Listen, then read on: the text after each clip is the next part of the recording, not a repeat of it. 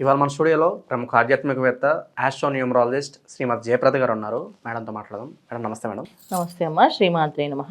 Madam, ఫిబ్రవరి మాసంలో మకర రాశి వారికి ఎలాంటి ఫలితాలు ఉండబోతున్నాయి, గ్రహస్థితి ఎలా ఉంది, ఎలాంటి రెమెడీస్ చేసుకుంటే బాగుంటుందంటారు? తప్పకుండా మకర రాశి వాళ్ళకి ఈ మాసం చాలా అనుకూలంగా బ్రహ్మాండంగానే ఉంది. ఎందుకంటే మకర రాశిలో రవి భగవానుడు, బుధుడు.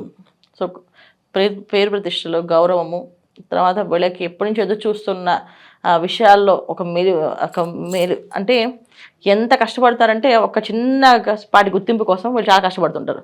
అలాంటి గుర్తింపు అనేది బ్రహ్మాండంగా రావడం, సంఘంలో గౌరవ మర్యాదలు రావడము, సో వీళ్ళు ఒక మంచి వ్యక్తిగా పరిచయం అవడము, ఉన్నత వ్యక్తిగా పరిచయం అవడము. సో వీళ్ళు జనరల్గా మకర రాశి వాళ్ళు మంచి వాళ్ళే. వాళ్ళు మంచి ఉన్నత హృదయం ఉన్నవాళ్ళు, మంచి ఆలోచనలు ఉన్నవాళ్ళు, ఏ విషయమైనా చక్కగా ఆలోచించే వాళ్ళే.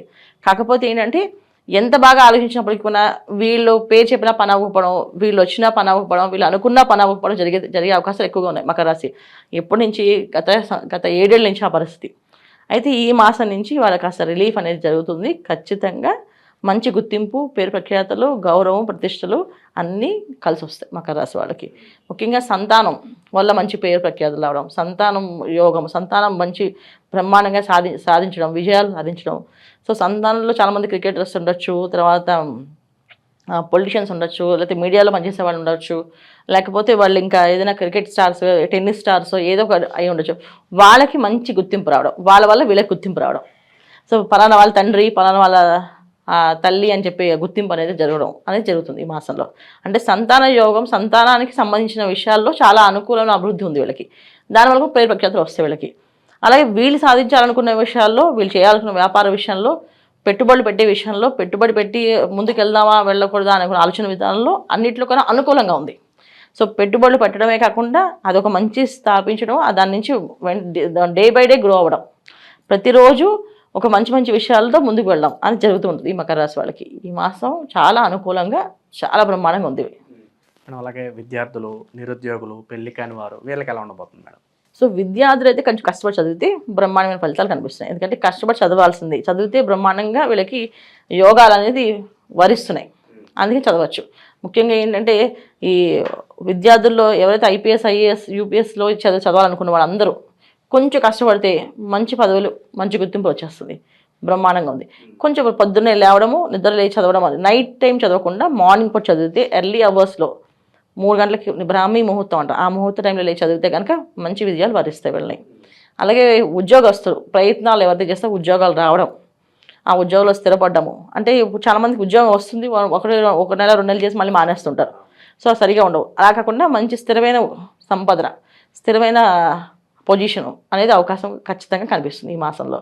ముఖ్యంగా ఏంటంటే మకర రాశి వాళ్ళకి, విదేశాల్లో ఉన్న వాళ్ళకి, ఇక్కడ ఉన్న వాళ్ళకి వివాహాలు అనేది బ్రహ్మాండంగా అవుతున్నాయి. సో ఎప్పటి నుంచి వివాహం కావట్లేదు అనుకునే వాళ్ళకి వివాహ ప్రయత్నం చేస్తే ఈ మాసంలో వివాహం అయ్యే అవకాశం ఉంది. వివాహ ప్రయత్నం చేయడమే లోపం, అంతే. ప్రయత్నిస్తే మంచి సంబంధం దొరకడము, వివాహం అవ్వడము అన్ని కూడా అనుకూలంగా మారే అవకాశం ఎక్కువగా కనిపిస్తుంది. స్టాక్ మార్కెట్లోను, రియల్ ఎస్టేట్లోను పెట్టుబడి పెట్టడానికి సరైన సమయం అంటారా? స్పెక్యులేషన్ విషయంలో స్టార్టింగ్లో వీళ్ళకి కాస్త అనుకూలంగా కనిపిస్తాయి. పెట్టేటప్పుడు లాభాలు వస్తాయి అనిపిస్తుంది. సో లాభాలు అనేది ఏంటంటే ఇంత అమౌంట్ అని ఫీడ్ చేసుకుని పక్కన పెట్టేసుకుని ఆ అమౌంట్ తోటి వాళ్ళు ఆడాలి తప్ప ఇంకొంచెం వస్తున్నాయి కదా ఎక్కువ పెట్టకూడదు. దానివల్ల కాస్త ఇబ్బంది పడే అవకాశం, మళ్ళీ వెనక్కి తిరిగే అవకాశం ఉంది. సో స్పెక్యులేషన్ అనేది అంత పెద్దగా కలిసి రావట్లేదు. మిగతా విషయాల్లో అన్ని అనుకూలంగా ఉన్నాయి. స్పెక్యులేషన్ విషయంలో మాత్రం కాస్త జాగ్రత్తగా, వాళ్ళ జన్మజాతకంలో ఏ దశ నడుస్తుంది, అసలు స్పెక్యులేషన్ బిజినెస్ వాళ్ళకి బాగుంటుందా, ఈ ట్రేడింగ్ బిజినెస్ అనేది వాళ్ళకి బాగుంటుందా, చేయగలుగుతారా వాళ్ళు అనేది వాళ్ళ జన్మజాతకం ఒకసారి చూపించుకోవాలి. ఎందుకంటే పెద్ద వ్యాపారాలు 1 రూపాయితో పడే లాభాలు కాదు, లక్షల్లో పెట్టే వ్యాపారాలు. సో లక్షల్లో పెట్టే వ్యాపారాలని గోచార ఫలితాల్లో మనం నిర్ణయించకూడదు, వాళ్ళ పర్సనల్ జాతకంలో నిర్ణయించుకోవాలి. జాతకంలో ఇలాంటి యోగం ఉందా, ఈ యోగాల్లో నాకు సంపాదన ఉంటుందా, దీనివల్ల నాకు లాభం ఉంటుందా అని చూసుకుంటే ఖచ్చితంగా లాభం ఉంటే మంచి ఫలితాలు కనిపిస్తున్నాయి. సో గోచార ఫలితాలు ఎప్పుడు కూడా ఏంటంటే జరిగే విషయాలు ఎలా జరుగుతున్నాయి, సాదాసీదాగా జరుగుతున్నాయా, కొంచెం ఎక్స్ట్రాడినరీగా జరుగుతున్నాయా. సో కొంచెం ఒక్కొక్కసారి జాతకంలో ఉండే యోగాలు, గ్రహాలు అన్నీ కూడా ఏంటంటే ఎక్స్ట్రాడినరీ జరిగే అవకాశం ఇస్తుంది. కొన్ని ఏంటంటే స్లో చేయడానికి ఇస్తాయి. సో ఈ మాసంలో వీళ్ళకంటే రవి, బుధులు, తర్వాత కుజుడు, శుక్రుడు వీళ్ళందరూ కూడా అనుకూలంగా లేదు, సామాన్య ఫలితాలు ఇస్తున్నారు. కాకపోతే ఏంటంటే వీళ్ళకి డ్రాస్టింగ్ చేంజెస్ ఎక్కడ వస్తున్నాయి, శని భగవానుడు వెళ్ళిపోతూ మంచి చేస్తారు. అందువల్ల వాళ్ళకి పేరు కోసం పాటుపడే వాళ్ళకి పేరు, ఆస్తి కోసం ఆలోచించే వాళ్ళ ఆస్తి, తర్వాత వాళ్ళకు ఒక గుర్తింపు కావాలని గుర్తింపు అనేది ప్రతి ఒక్కరికి ఏది కావాలో అది ఇచ్చి వెళ్ళిపోతాడు. అందుకని జరుగుతుంది. అది ఈ మాసంలో వీళ్ళకి ఇచ్చే లాభాలు, అనుకూలత. కోర్టుకు సంబంధించిన వ్యవహారాలు, భూ తగాదాలు ఉంటాయి. ఇవి క్లియర్ అవడానికి ఏదన్నా ఆస్కారం కలిగి అనుకూలంగా వీళ్ళకి తీర్పు రావడం కానీ, అనుకూలంగా అవ్వడం కానీ. కాకపోతే ఏంటంటే ఇది కూడా మళ్ళీ ఇక్కడ వాళ్ళ జన్మజాతకంలో ఉండే యోగాలు బట్టి ఇవి జరుగుతాయి. సో భూయోగం అయితే ఉంది, ధనయోగం అయితే ఉంది, తర్వాత వాహన యోగం అయితే ఉంది, వస్తు యోగం ఉంది. తర్వాత వీళ్ళకి జరిగే శుభకార్యాలు, శుభాలు జరిగే అవకాశం ఉంది. విదేశీ ప్రయత్నాలు చేసుకోవచ్చు అంటారా? చక్కగా చేసుకోవచ్చు. విదేశీ ప్రయాణం బాగుంది, విదేశాల్లో ఉండే వాళ్ళకి అనుకూలంగా ఉంది. తర్వాత బంధువులతో, స్నేహితులతో అనుకూలత పెరుగుతుంది. ఇంట్లో శుభకార్యాలు జరిగే అవకాశం ఉంది. సంతానం వల్ల శుభాలు జరిగే అవకాశం ఎక్కువగా కనిపిస్తుంది. సో సంతానం అభివృద్ధి అనేది ఉంది. సో సంతానం జరిగే ప్రతి ఒక్క పనిలో వీళ్ళకి ఆ విజయం వరిస్తుంది వీళ్ళని. ఆ విధంగా వీళ్ళకి అనుకూలంగా ఉంది.